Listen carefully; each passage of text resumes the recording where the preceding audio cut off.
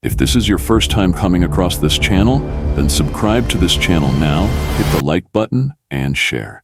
Because we tell the kind of story that will leave you chilling.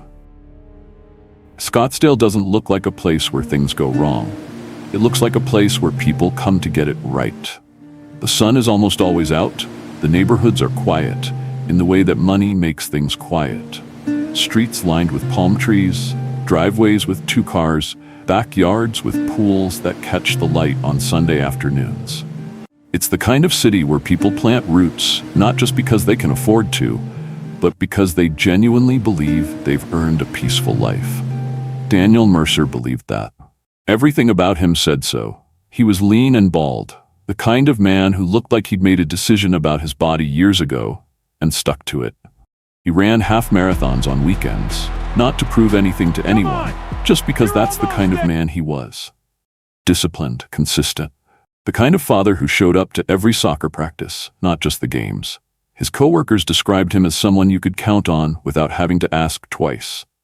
His neighbors knew him by name, by wave, by the sound of his early morning runs before the rest of the street was awake. Daniel Mercer was, by every measure, exactly what he appeared to be. And then there was Rachel. Sharp, composed, dark-haired. The kind of woman who could run a school fundraiser and make it look effortless. She wore her glasses like punctuation, and when she smiled, people felt it. She knew everyone's names, their kids' names, their anniversary months. She was the one who brought meals when someone on the block had a new baby.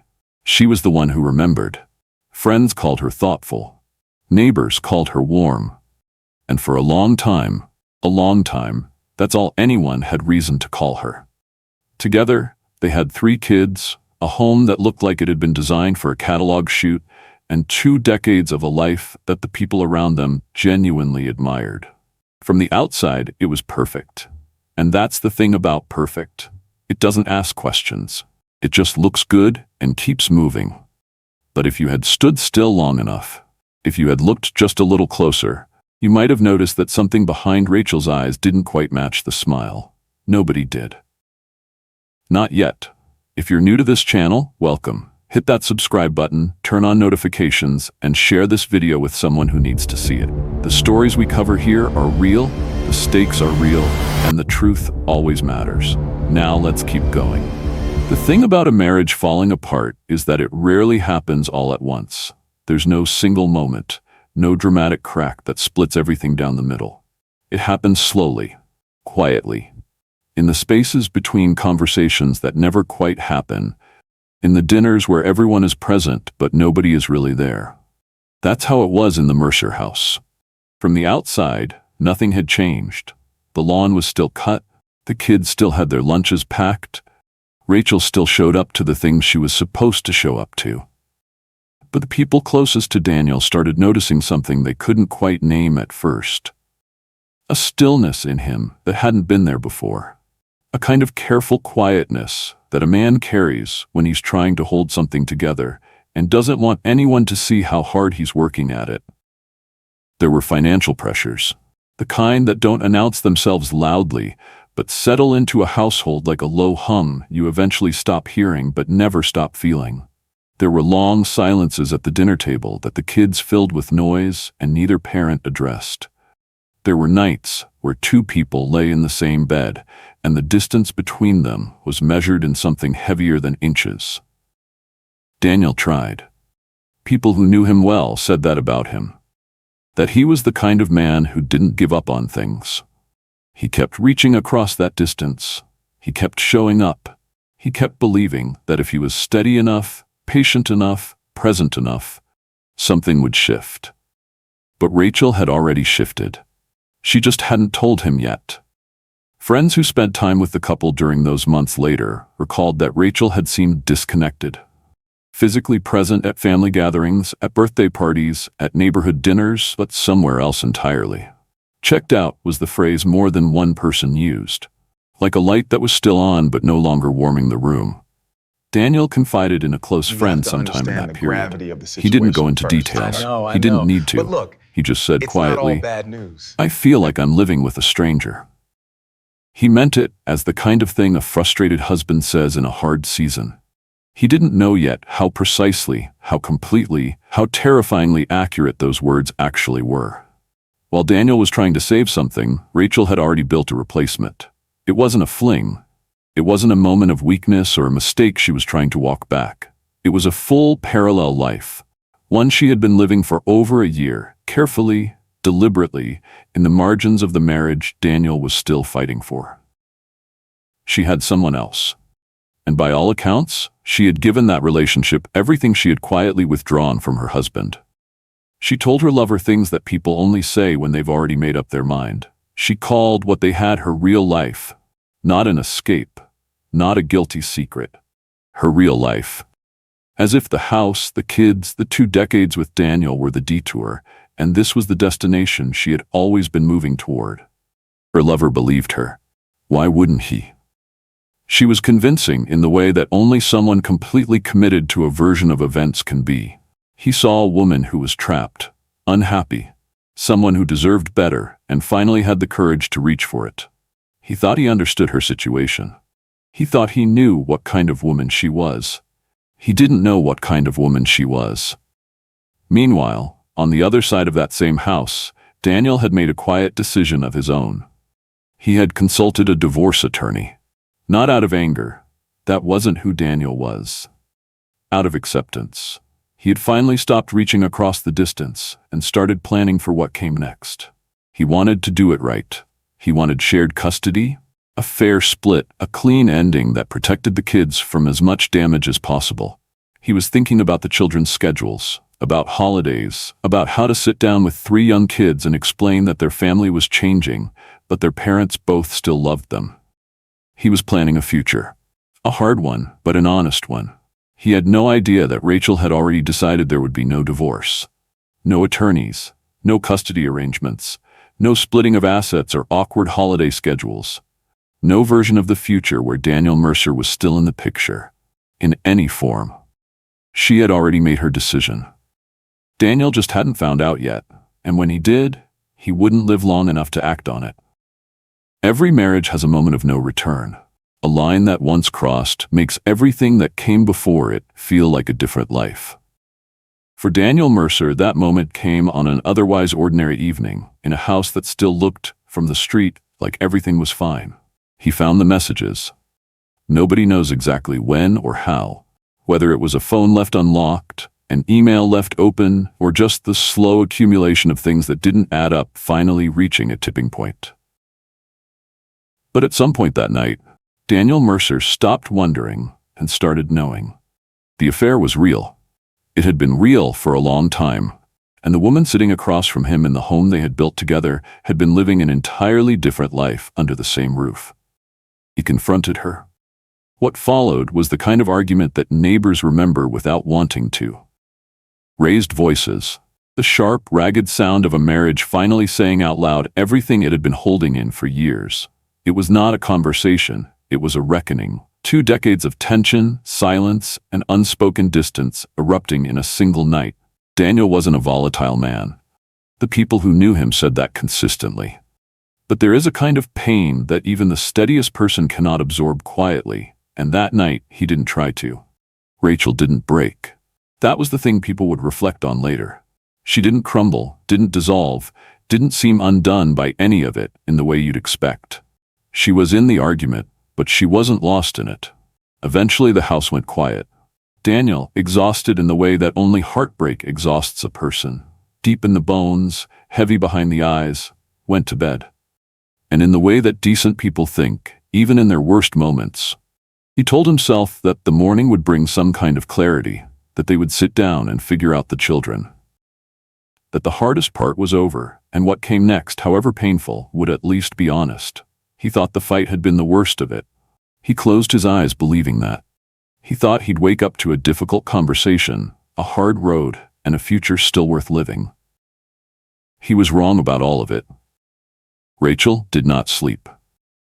While Daniel lay still in the bedroom they had shared for 18 years, while the house settled into the particular quiet that only comes after a storm, Rachel was awake, thinking, calculating, moving through something in her mind that had, by all indications, been building for a long time.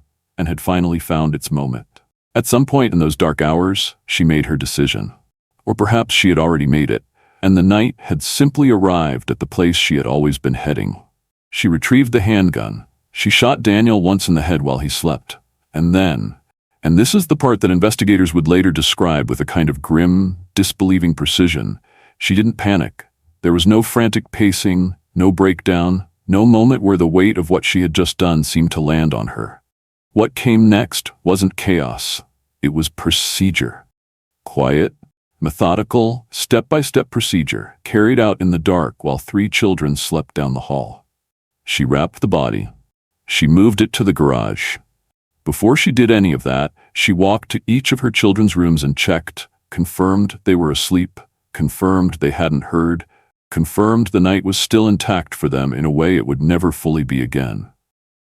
Then she went back, and she cleaned. She planned the next moves the way someone plans a schedule, deliberately, without visible emotion, with the specific focus of a person who has already decided that surviving this matters more than feeling it.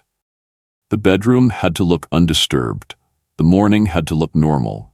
The story had to be ready before anyone thought to ask for one. By the time the first light started coming through the windows of that Scottsdale neighborhood, past the palm trees, past the quiet driveways, past every house where families were just beginning to stir, Daniel Mercer was gone. Not just from his bed, not just from the home he had worked his whole life to build. Gone from the earth, moved and hidden and erased with a coldness that the people who knew him as their neighbor, their colleague, their friend, would spend a long time trying to understand. The sun came up over Scottsdale like nothing had happened. In one house on one street, everything had. The sun rose, the kids woke up, and Rachel Mercer made breakfast. That is perhaps the most difficult detail to sit with. Not the crime itself, but what came immediately after it. The normalcy she constructed around it. The way she moved through the following days not as a woman unraveling, but as a woman performing, and performing well. She told the children their father was on a work trip. She said it the way parents say things they need their kids to accept without question. Casually, in passing, while pouring orange juice or checking backpacks. The kids had no reason not to believe her. Why would they? Their mother was calm. Their mother was present. Their mother was, as far as they could see, completely fine. She texted Daniel's phone, sent messages into the silence of a number that would never respond, building a paper trail that was designed to look like a wife reaching out to an absent husband. Let me know you landed. Kids are asking about you. Small, ordinary texts that were anything but. Back in the master bedroom she worked. The mattress was replaced, ordered and delivered within days. A section of the wall was repainted with the kind of careful attention to detail that only makes sense when you understand what she was covering. The carpet was deep cleaned. The room was restored, surface by surface, to something that looked like nothing had ever happened there. 6 days after Daniel Mercer was killed in that room, Rachel walked into a police station and filed a missing persons report. Her voice was steady. Her eyes were dry. Her story was airtight. A husband who had seemed distant, who had left without much explanation, who she was now worried about. She played the role of a concerned wife with a precision that, in any other context, might have been called composure under pressure. But investigators noticed something. In the entire conversation, Rachel never once asked whether Daniel might have been hurt. She didn't ask if there had been an accident, if he could be in a hospital somewhere, if there was any danger he might be in. She had only one question. She wanted to know how long it would take for an absent person to be declared legally gone. Not where he was. Not if he was safe. Just how long until the paperwork caught up with what she already knew. There is a particular kind of person who cannot carry a secret alone. Not because the guilt becomes unbearable, but because the achievement does. Because some part of them needs to be known, needs to be understood, needs someone else in the room to witness what they've done and understand the full weight of it. Rachel told her lover she didn't go to him broken. She didn't arrive at his door in tears, shaking, undone by what she had done. She told him the way someone reports a decision they've made and moved past, directly, without flinching, with the calm of a woman who had already processed every part of it and come out the other side intact. It wasn't a confession in the traditional sense. It wasn't, "I did something terrible and I need help." It was closer to a declaration. "This is what happened. This is what I did. This is where we are now." He was horrified. She was calm. He had believed he knew her. He had believed the version of Rachel she had shown him, the trapped woman, the unhappy wife, the person longing for a better life. He had cast himself as her escape. What he had never once considered was the possibility that she had already chosen a far more permanent solution long before he entered the picture. He didn't confront her. He didn't call the police that night. He sat with it, 4 days of knowing something that most people could not have carried for 4 hours. And in that time, he did something that would ultimately matter more than anything else in this case. He recorded her. In a subsequent phone call, Rachel spoke with the ease of someone who had fully rationalized every step of what she had done. When he pressed her, when he tried to understand how it had come to this, her answer was simple and devastating. "He wasn't going to let me go, so I made sure he couldn't stop me." Just like that, as if it were reasonable, as if it were the only logical conclusion to a problem she had needed to solve. Her lover saved the recording, he saved the texts, he saved the call logs, he saved all of it. And on the 4th day, he picked up the phone and called the police. He gave them everything, and everything was exactly what they needed. The thing about evidence is that it doesn't negotiate. It doesn't accept explanations or accommodate convenient timelines. It just sits there, patient and permanent, waiting for someone to come looking. Detectives came looking. When investigators descended on the Mercer home, what they found was a house that had been cleaned with intention. Every surface wiped, every detail managed, every room arranged to suggest that nothing had happened here. And to a casual eye, maybe nothing had. But forensic investigators are not casual eyes. They are trained specifically for the gap between what a scene looks like and what a scene is. Behind a freshly painted section of drywall in the master bedroom, they found blood spatter. The paint was new, recent enough that the smell hadn't fully faded. Beneath a new area rug, carpet fibers told a story that no amount of cleaning had been able to fully erase. And the mattress, the one Rachel had ordered online 6 days after Daniel was reported missing, delivered 2 days later and installed with quiet urgency, was gone, replaced, but the purchase record wasn't. Digital receipts don't disappear the way physical evidence can. The timestamp sat in a database somewhere, indifferent and exact. Cell tower data placed Rachel on a rural highway at 3 a.m. on the night of the murder. Not near the house, not at a gas station or a late-night pharmacy. On a rural highway in the dark at an hour when there was only one reason a person from a Scottsdale suburb would be driving that road. And then investigators found the storage unit. It was rented in her sister's name. A detail that told its own story about how far the cover-up had extended and who had been pulled into it. Inside, they found Daniel Mercer, the man his neighbors had waved to, whose kids he had coached, whose early morning runs had been a fixture of the street, found in a storage unit, in the dark, in a space rented under someone else's name to make sure no one came looking. Rachel was arrested within the week. Her sister was charged with obstruction. The family that had looked so perfect, the couple in the photograph, arms around each other, smiling in front of a beautiful home, was now evidence. Every image, every record, every receipt and data point and fiber, all of it telling the same story that Rachel had spent weeks trying to make sure no one ever heard. Rachel Mercer pleaded not guilty. She said it in a courtroom in front of a judge with the same composure she had carried through all of it. The missing persons report, the cleaned bedroom, the texts to a dead man's phone. Not guilty.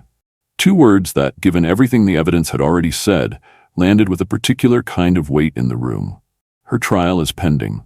The legal process will take the time it takes, but the story, the real story, has already been told by the things she left behind.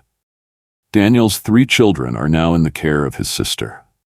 The teenagers who once sat at that dinner table, who once believed their parents were simply going through a hard season, the way all parents sometimes do, now carry a knowledge that no child should ever have to carry.